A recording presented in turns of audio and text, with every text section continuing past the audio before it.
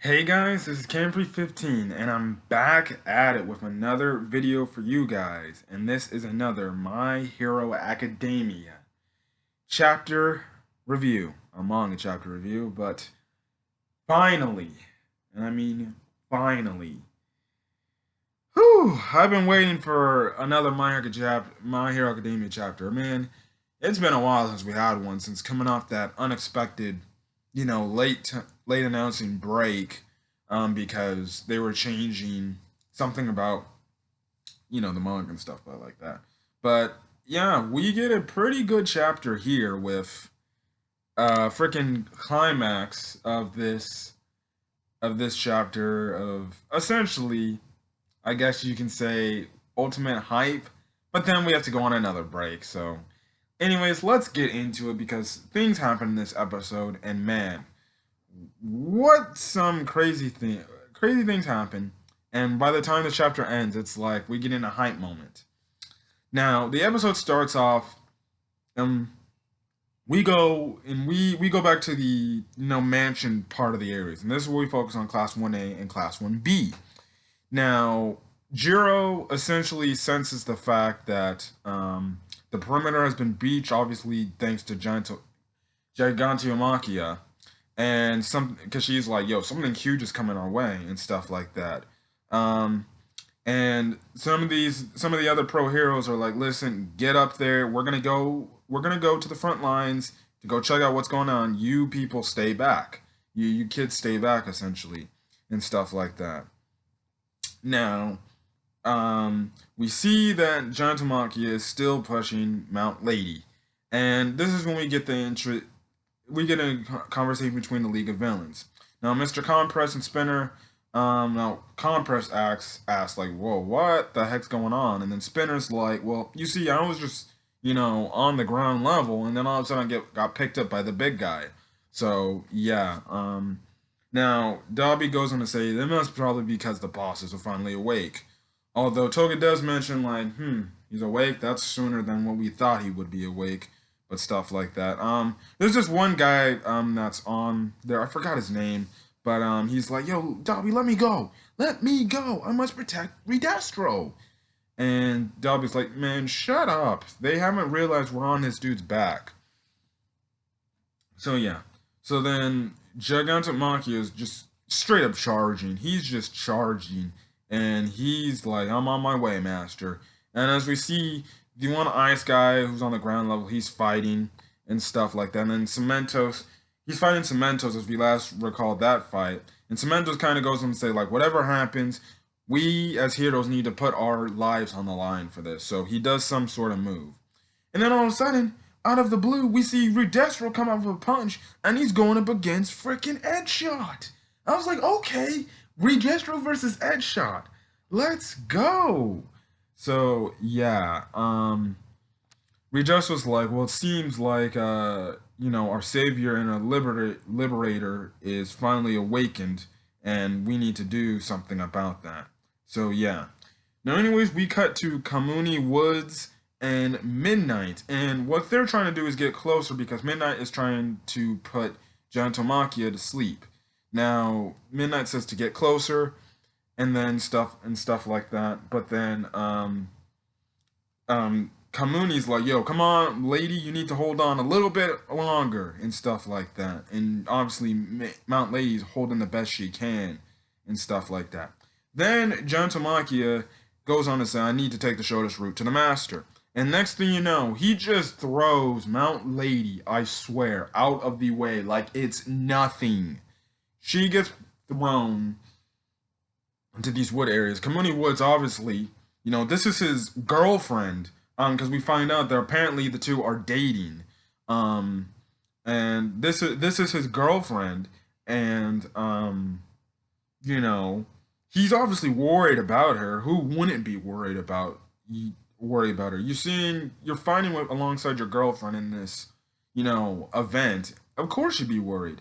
But Midnight's like, "Yo, calm down. You don't need to worry about it. Stay focused," and stuff like that. Now, Midnight thinks they must have failed. The other team must have failed in Jakku, and this guy descends upon the city, it's essentially going to be a cataclysm. Like, if anything couldn't get any worse than it already is for the heroes, that's just one next step of the problem. Because right now, we know in Jakku, the heroes, some heroes, and Deku and Baku are fighting Shigarashi right now. So if John Tamagia gets there, they're screwed.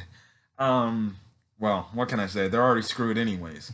So, anyways, Midnight tells Kamuni Woods like, get me near his face.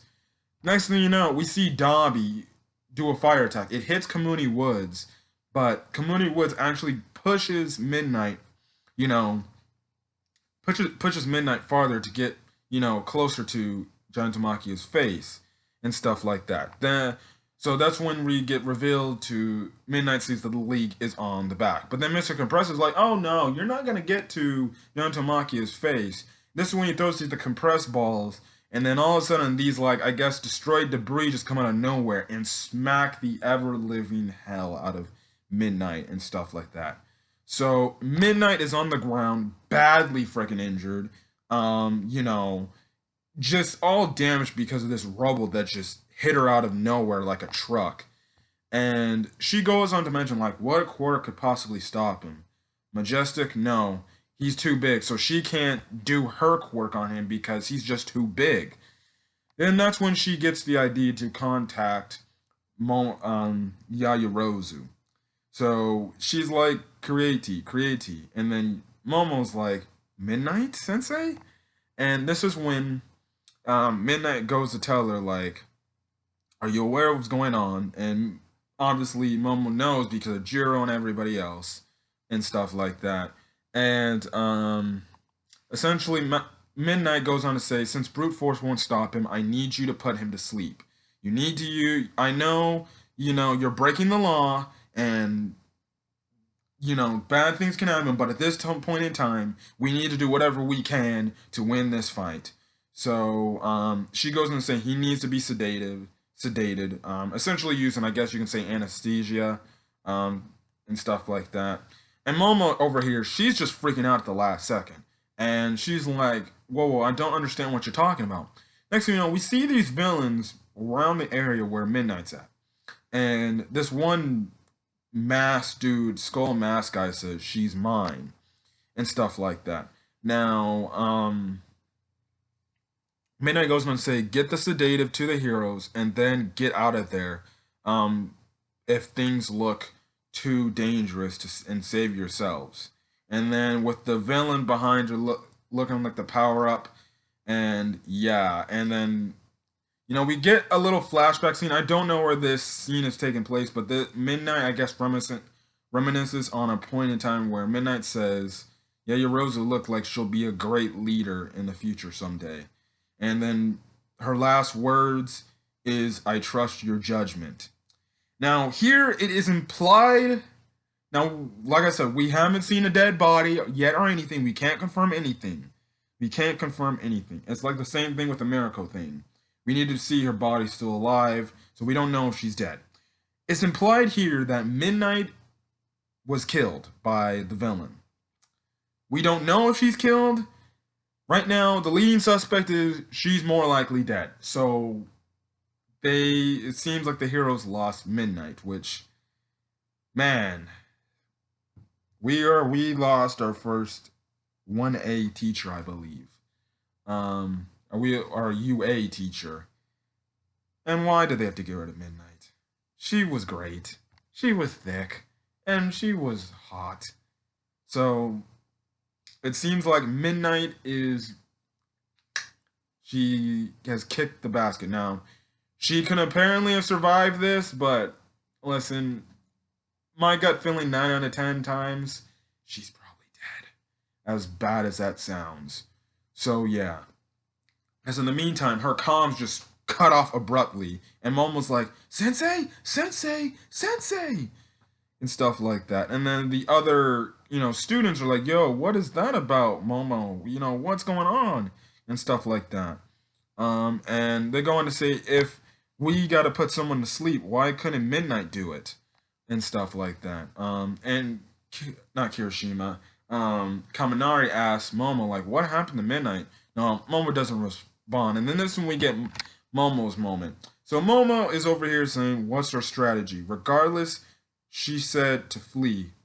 Oh, Sensei.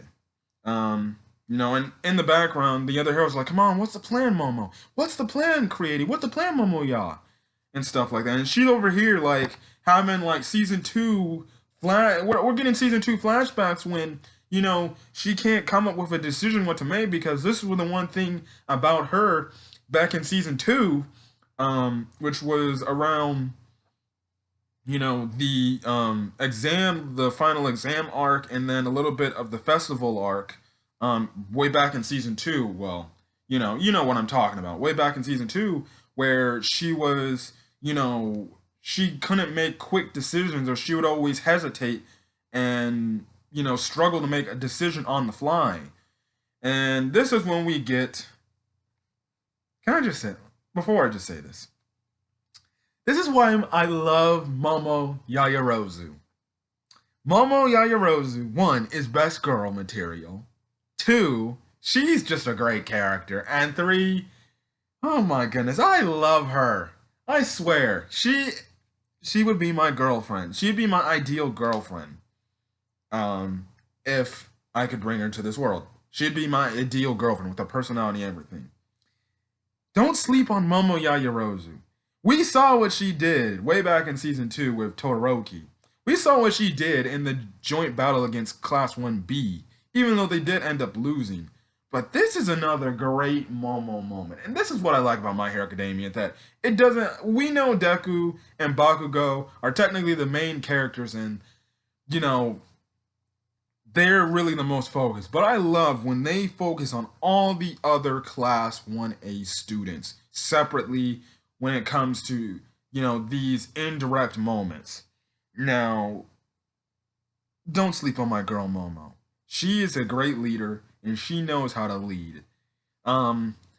So she goes on to say, like, Earphone Jack, Tentacle, listen, Earphone Jack, give me the distance and the ETA based on sound.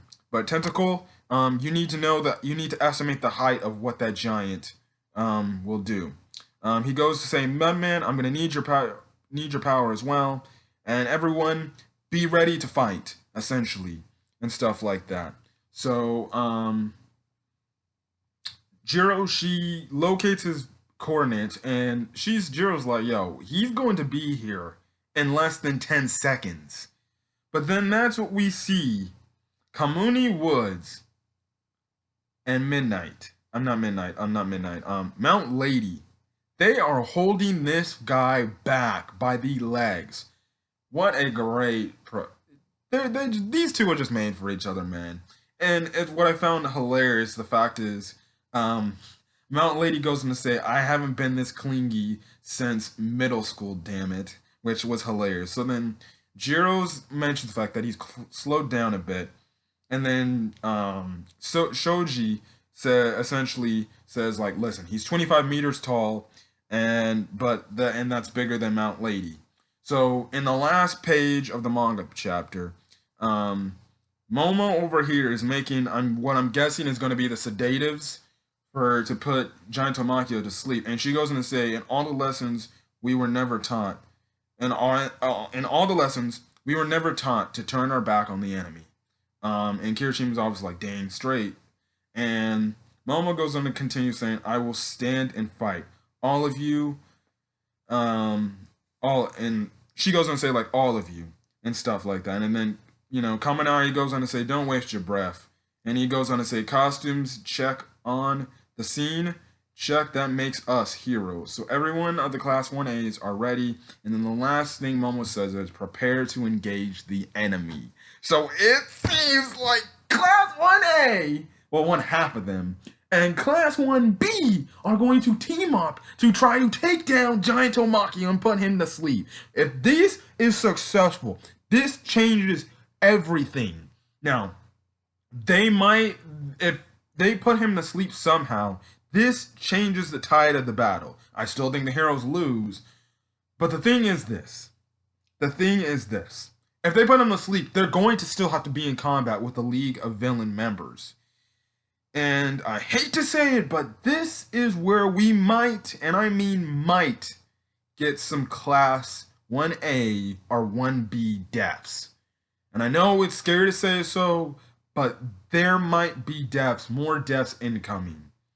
And in terms of the students, we might get our few students to die here, which is very scary. And I swear, I hope it's not some of the more memorable or fan favorite characters, but if it is, that's gonna be heartbreaking.